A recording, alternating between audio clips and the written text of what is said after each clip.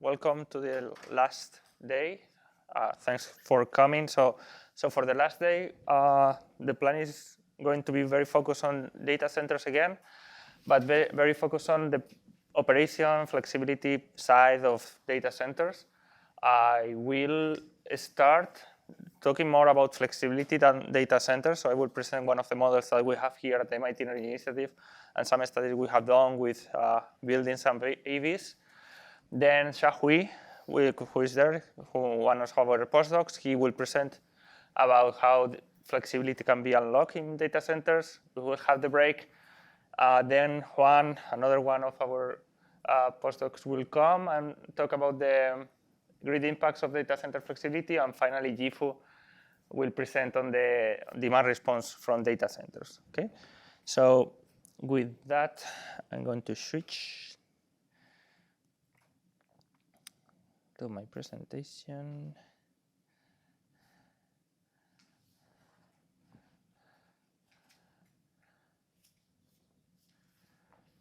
Okay, so I'm going to talk about this model. Okay, this model, the acronym is DCARB. So okay, and it stands for Distributed Energy Consumption in Actively Responsive Buildings.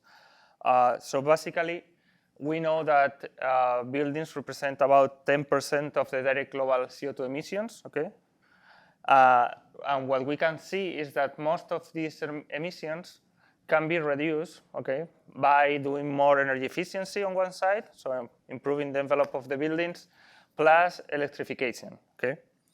So what it means, basically, is that from the building envelope we can obtain up to this, or we will need to go up and retrofit all these buildings by 2050. From the part of the electrification, what we are talking is basically about changing the heating equipment, okay? So going from more like coal and gas based to these blue piece, which are heat pumps, which is basically electricity, okay?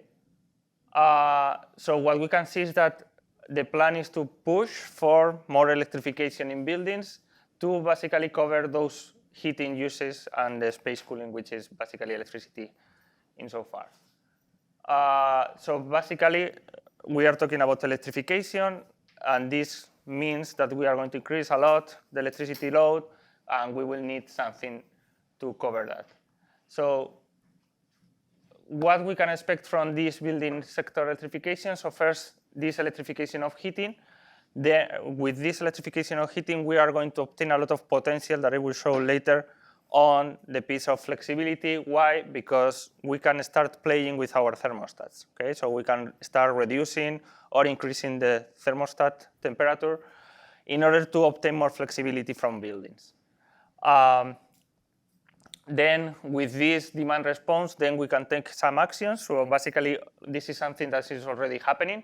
Okay, so basically there are companies that are getting specialized in trying to control or sending signals. So maybe in your house it may happen too, that you get a signal saying, okay, increase your thermostat by 1 degree or so to make the system respond to that. Of course, and this is something very relevant that we have analyzed in the past and we have noticed, is that if we don't implement some energy efficiency measures at the same time, so if we try to do this kind of demand response in all buildings, is going to be very inefficient, okay? Because what is called a thermal inertia of the building, so the time that the degrees or there is a change in your temperature in the building, if it is not well insulated, it will drop drastically, for example, in winter drop, and then you cannot respond, right? Because then you will need to start heating up again the building. And also, because of all this change, there are more distributed generation, and what is happening basically is that we have more PV panels, we have batteries, and we have EVs too, that can also provide this flexibility. So in the end, when we are doing modeling, okay, and this is something that we have been looking at, we go from planning to operation, or from operation to planning. In this case, I'm going to go top-down. So at distribution level, basically, when we do planning, we have the opportunity to look into what is the optimal portfolio of different services that we can obtain, what are the best technologies that we can install. So these are the typical questions that we are trying to answer. When we get more into the operation, so we start looking into how different signals are going to affect the response of the consumers, okay, and how they can readapt their energy profiles to finally go to more into the short term and looking into what is this potential value from providing ancillary services, or what is called as ancillary services, which is basically this response, or how we can consider like there are like real-time operation conditions when deciding whether to unlock the flexibility or not. Okay, so we are going to exploit and try to explain all these challenges and opportunities with the model. We have 4 sources of flexibility that can be unlocked in few hours. Okay, so for example, and I'm going to explain for a detached house or a single family unit. So we can get some flexibility from space heating and cooling, and this might go up to 3 to 5 kilowatts. So it's a tiny amount, but as we have a large portfolio of buildings, that could be a lot, as we will see. From EVs, charging and discharging, we can obtain some flexibility that can go in the range from 3 to 11 kilowatts. Again, so this means that we will need to have some control in our chargers and to be able to send that signals to them. In terms of water heating, we can get around 3 to 5 kilowatts, okay? And this is always as long as we have a tank where we can store that energy. And finally, from appliances, we can obtain like 1 to 2 kilowatts. So this means like modifying the time that you are using your washing machine, your dryer, these kind of actions. From all these actions that we can take in order to unlock the flexibility for buildings, what we have been observing basically is that space heating and cooling is the one that can provide a longer response here, okay? So this is where we have more potential of unlocking it. And actually, we obtained some quick numbers for ERCOT. So the system, as you may know, so it's the Texan system that is somehow isolated from the rest. So that's why it's a good place to analyze what is going on in terms of having like a unique system. So what we have observed or estimated here is that we have more than 14 million, okay, LV customers, okay, between residential and sports businesses. If we could unlock around 0.1 to 1 kilowatt of load from all these, and as you saw in the previous slide, is in the lower range of any of these actions, we could get, we have an aggregated potential of around 2 to 5 gigawatts, okay? So this is 2 to 5 nuclear power plants, more or less, okay? Only from unlocking the flexibility of small buildings.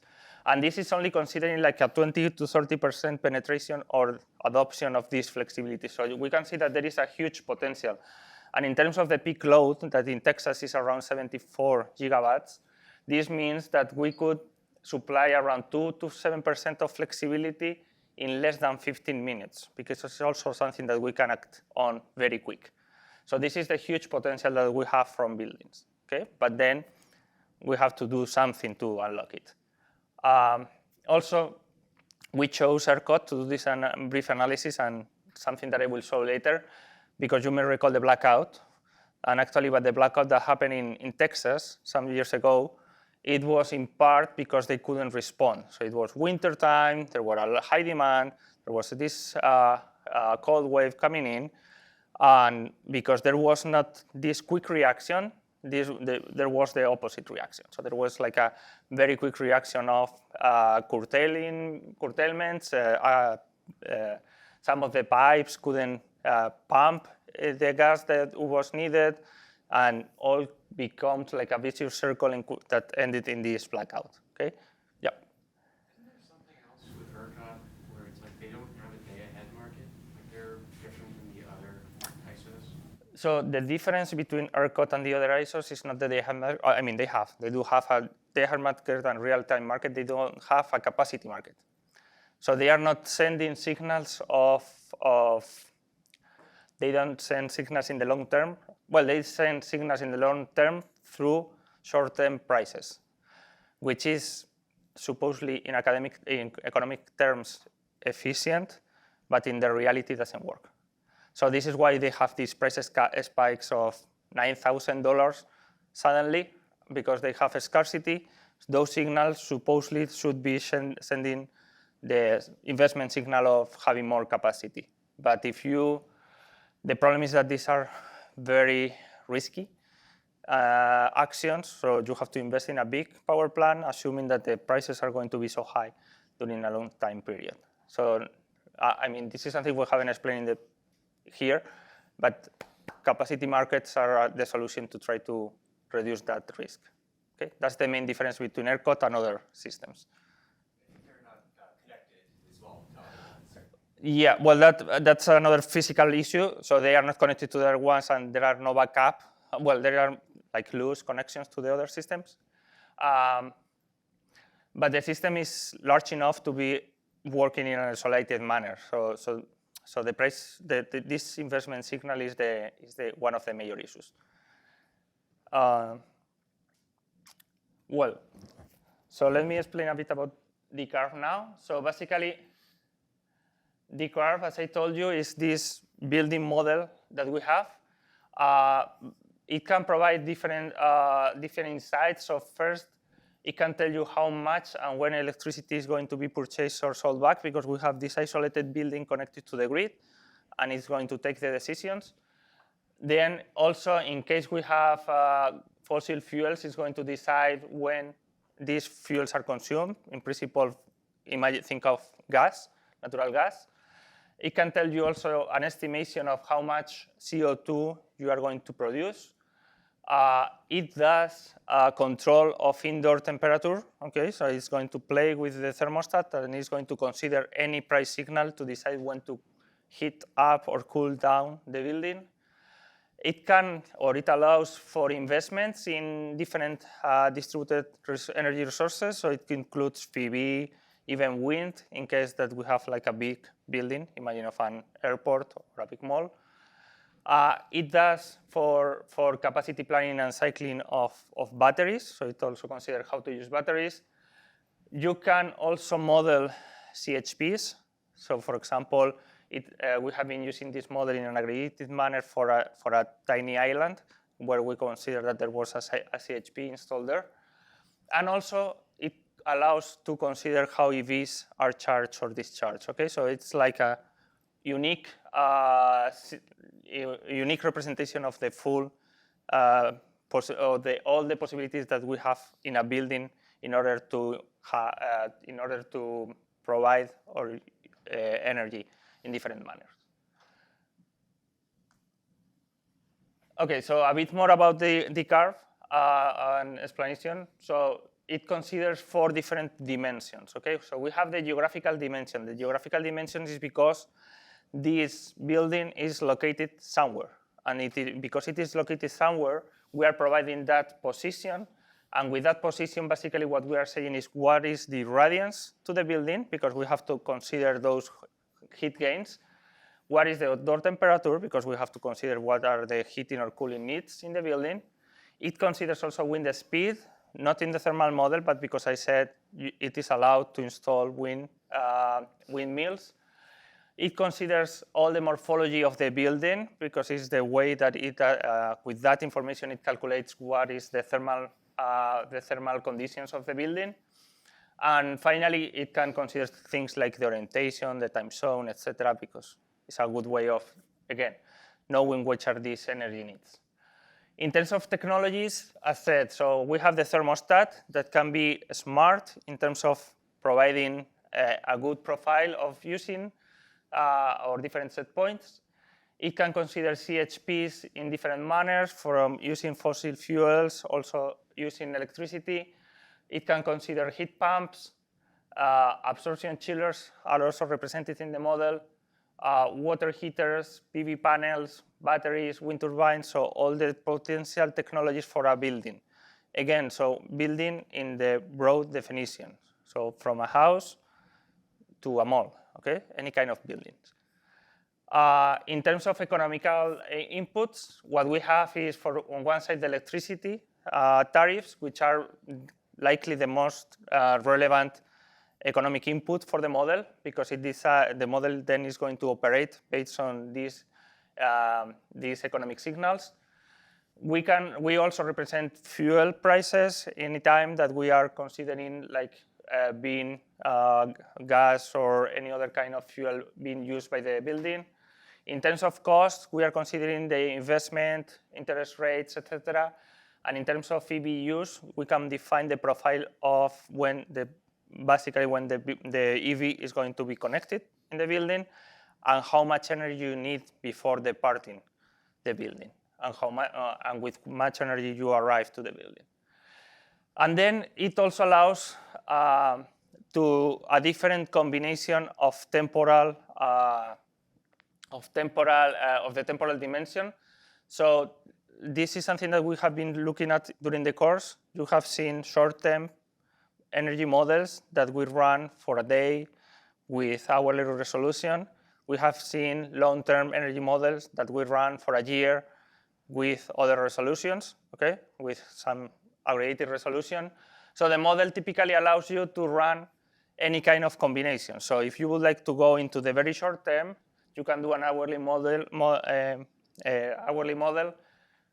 hourly time scope with a resolution of seconds, or you can represent a full year with a resolution of hours or days. Why is that? Because the decisions that we are taking here are the planning decisions, as I said. These are the operating decisions. So when we are going into the operation decisions, you tend to go into the reduced time step with a reduced time scope. When you are going into the planning, you have a longer time step with a longer time scope. Okay, so now a bit about the thermal model. So the thermal model basically is representing the thermal envelope of the building. In this case, we are considering what is the resistance and capacitance, which is basically the exchange of heating with the outdoor. As said, the building is always geolocated, and basically what we have been doing is obtaining these thermal parameters of the building, either by considering the construction materials of it, or now something that we have extended the model with is with a data-trained linear model. Okay, so basically we have used a database that was basically the one that provided the NREL, then now it's called the National Laboratory of the Rockies. They provided a stock of buildings, and with all the data that we have there, we have been training our own model to obtain coefficients that can represent any topology of buildings. So NREL provided like 300,000 different topologies of buildings in the US in different areas. We have converted that into 4 coefficients. One coefficient for representing the heat transfer between the outdoor and indoor, one coefficient to consider the capacitance of the building, one coefficient to consider the memory, let's say the thermal memory of the building, and another coefficient to consider the internal heat gains plus the solar gains. Okay? With that, we have represented any building in the US.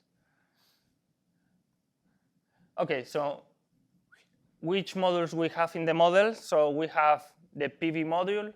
The PV module is basically the one that is going to decide whether we invest in PV solar or how we are going to use our panels, both things. Basically, we are representing, or the inputs that are relevant for it is the geolocation, roof surface, the technologies that are used in these PV panels. Okay, we are representing 3 different of them. What type of axis we have? So typically in houses, we will have fixed axis. And if we are thinking of other type of buildings with more space, we can even have dual axis. And it includes some efficiencies, learning curves, and to represent the investment cost, and also the values of CapEx and operational maintenance. For wind, again, so we have the wind potential from the geolocation of the building.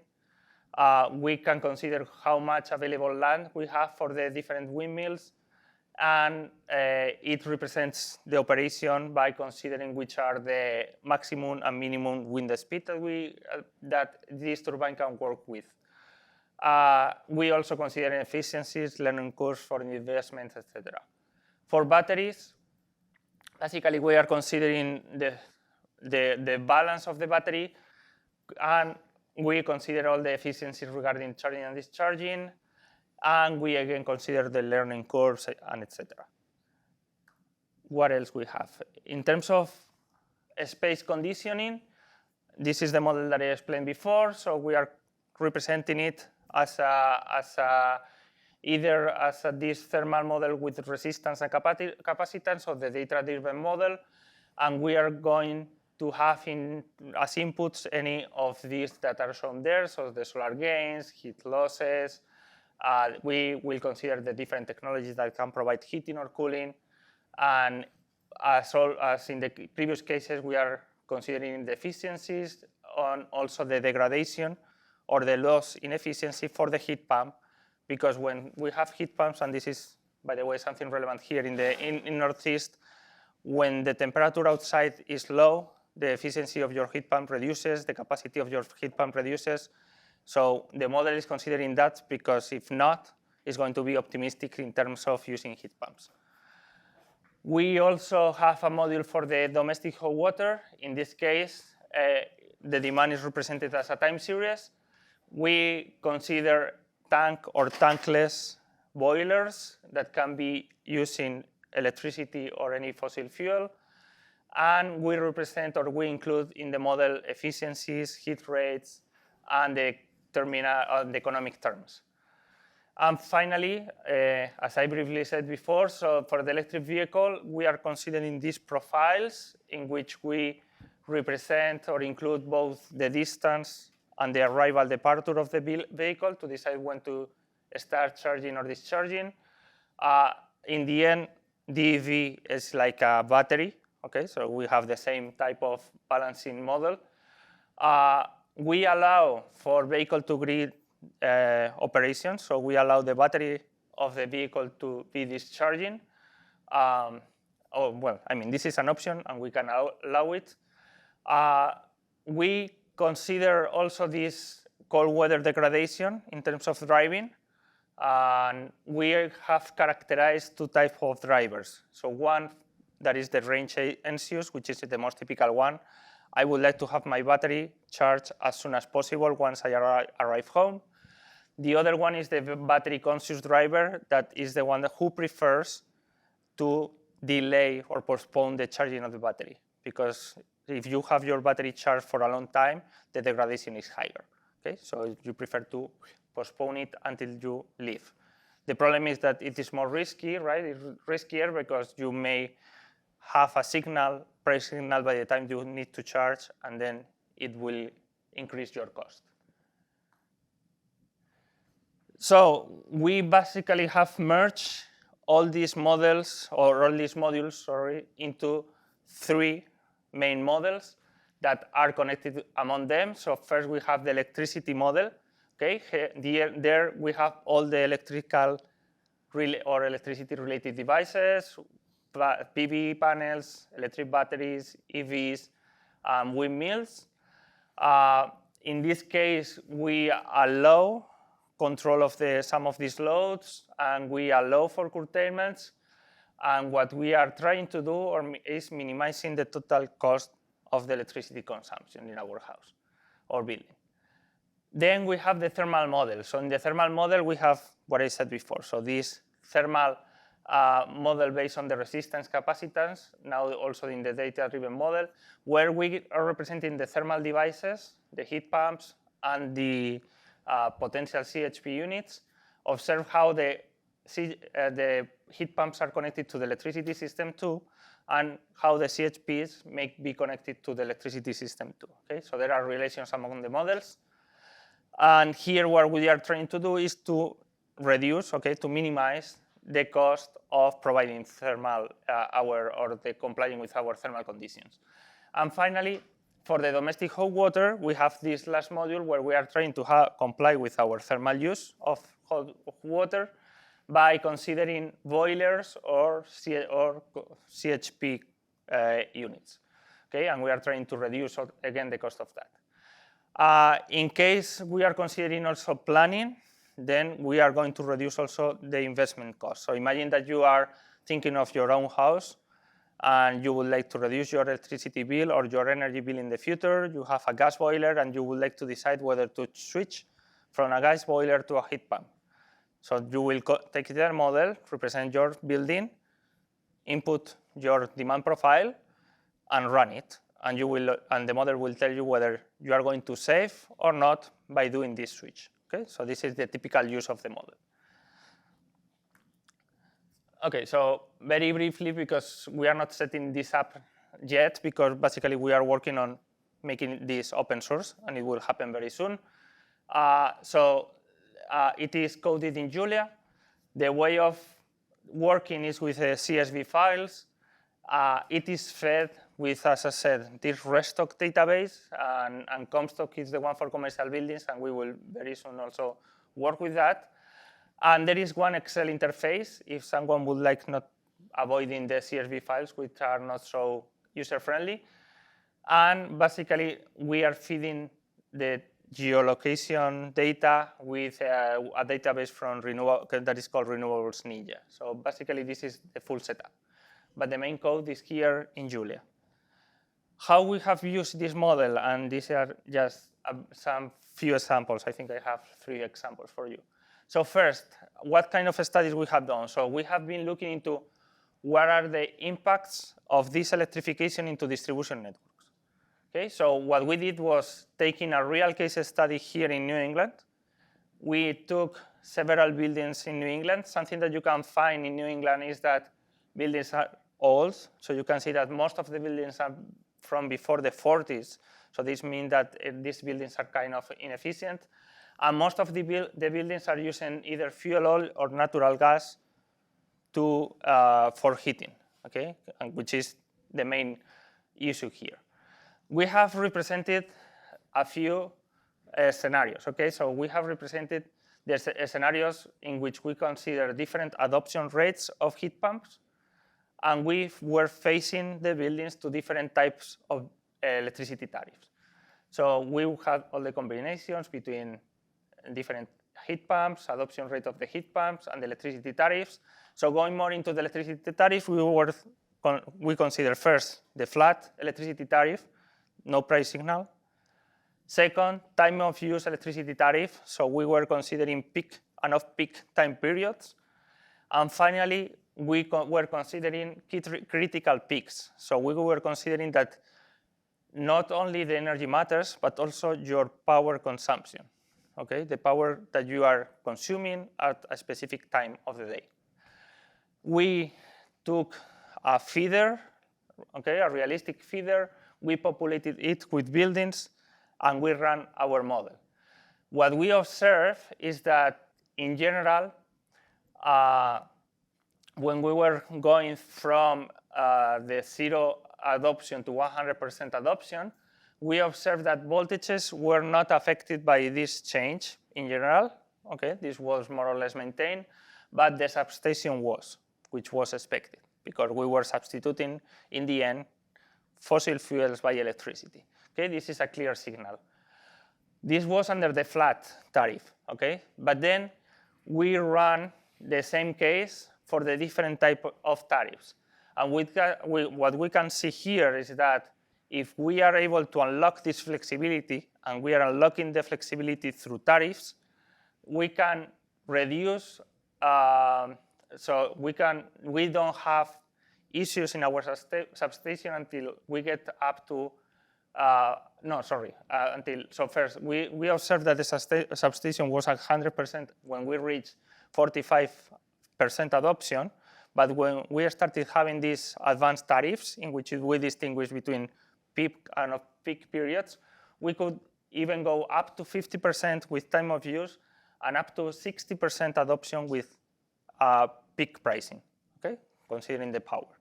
So this means that having this flexibility, we can increase 15% adoption without any intervention in the network, which is saving in the end, is saving costs for the consumers too, because in the end, all these investments in the network have to be paid by all the consumers. Okay, so this is the potential of unlocking flexibility in buildings.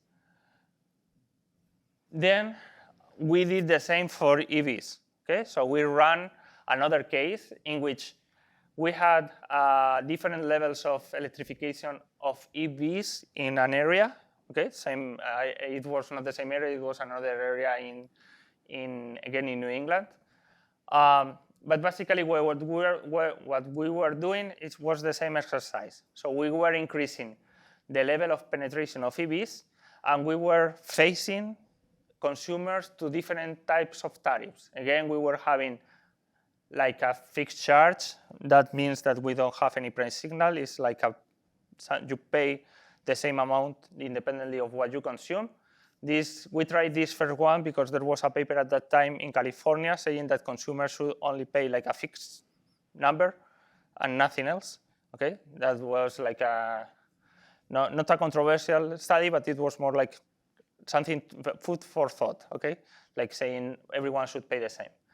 Then there were a couple of different tariff designs based on the flat tariff and the time of use tariff that I explained before. And for capacity, we also consider like only one charge, one type of charge, or one that has three different times of the day with different profiles, I mean. And another one which was more related to the way that it is done in Europe, that you ex ante, you say how much you are willing to you are going to consume in terms of power. Okay? So we compare all the cases, and again, what we observe is that whenever you put some price signals, we can reduce the amount of the peak stress in the substation. Okay, so if you do in this case, the most effective one was the time of use capacity with 3 different levels. You can see how it increases the peak from almost 1,500 to 2,200 when you do nothing. Okay, so we have this increase in the peak load if you do nothing in terms of EVs. Why? Because normally, if you don't have any price signal, everyone will go home and start charging between 6 p.m. to 7 p.m. So that will create a big peak. But if you have this kind of response, it will be better.